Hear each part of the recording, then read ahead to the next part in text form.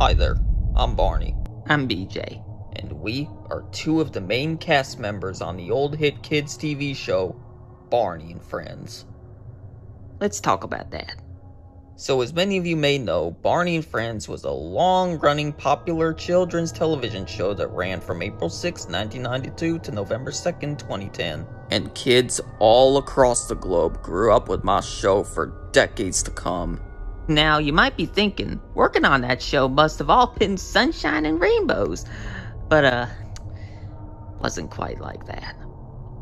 There were some, interesting people on set. Not like creeps or anything, but just people that shouldn't have been working on a children's show. One of the writers on the show was, a drug addict. Always high. 24/7. They were always high. High as fuck. I remember every time we would come on set, that guy would be completely stoned from the moment we got there to the moment we left. And you know, it really was uncomfortable for us, especially when we had to act around a bunch of kids who should not have been seeing that kind of stuff. He was always talking about, like, how great it felt to get high and how it would just help him escape from all of his problems. And, you know, kids don't need to be hearing that. Nobody needs to be hearing that kind of stuff. We don't want to hear about that kind of stuff. But we all put up with it because at the end of the day, we were making children happy, and I guess that was all that mattered to us at the time. Yeah.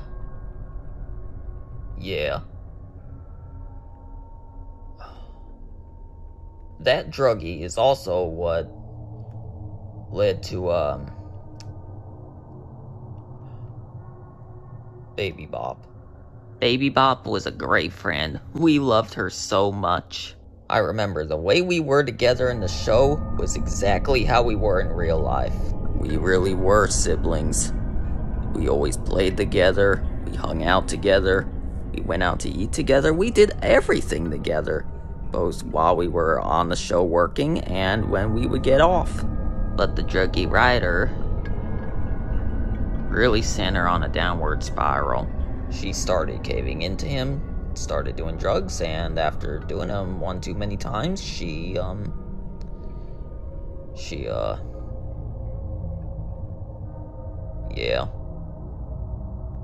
Disgusting. Absolutely disgusting. Yeah. Fuck that guy.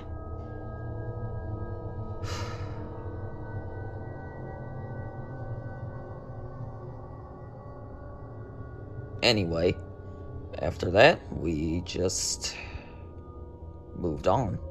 I mean, not mentally, but in reality, we just had to say, the show must go on, and that is exactly what we did.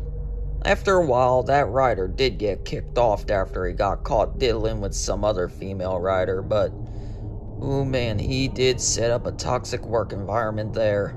Towards the end, there was just a whole flock of terrible people in the writing department. From abusers to psychos to more crackheads. It just wasn't fun. It wasn't fun anymore. I mean, not that it was, but after a while, it just becomes so mentally exhausting and you just can't take it anymore.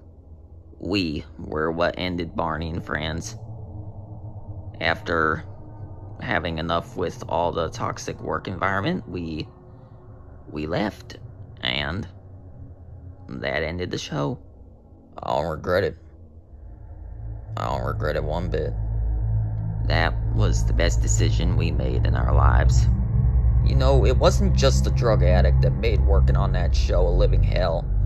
There were other problems too, like some people showing up like hours late, some people just not showing up at all. Like, there were supposed to be more people like us that never even appeared on the show. Yeah, like, there were supposed to be more dinosaur characters like us in the show.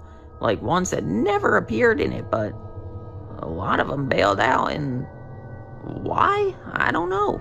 Maybe somehow they already knew about the production issues going on beforehand, and they just called it quits. I mean, I don't know why else, but I don't know. I'm not them, so I don't know. Me and Barney were the only two that stuck on the show the whole way through. Even that orange guy, I don't remember his name, but he bailed out too. I do wonder what Baby Bop would have done had she still lived. Yeah. Who knows? Hey, What? Barney! Hi there. I'm Baby Bop. I'm sorry, y'all. I am fucking stoned right now. Holy shit. You might be wondering, why am I alive? Well, I never died. See, I didn't really like how Barney was taking on my spotlight. So I just drugged myself up and killed myself. Thought that'd give me some more attention, but guess I was wrong. I also thought that when I would eventually reveal myself to be alive after all these years, I'd possibly get some more attention too, but guess I was also wrong there. I mean, how do you know you wouldn't have stolen my spotlight now? That was a pretty big reveal. Breaking the fourth wall, we all know the spotlight's gonna go back on the hip after this short is done. Good point there.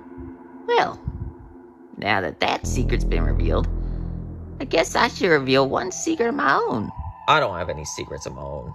Well, actually, I am secretly on a desperate hunt to find me a girlfriend, cause man, I am lonely as fuck. I'm just like you for real, director. Yeah, don't remind me. Ladies and gentlemen, my secret is that I'm a guy. Okay, you can stop this now, Connor. We're done with the docu short. Okay. Bro, I can't believe you're a dude, and especially that you're alive. Alright, well, let's not get all fussy about it. Hey, how about we sing that old song we used to sing on the show? Okay, fine. Let's go get on the stool and sing that song. Right behind you, come on. I love you, you love me. We're a happy family with a great big hug and a kiss from me to you. Won't you say you love me too?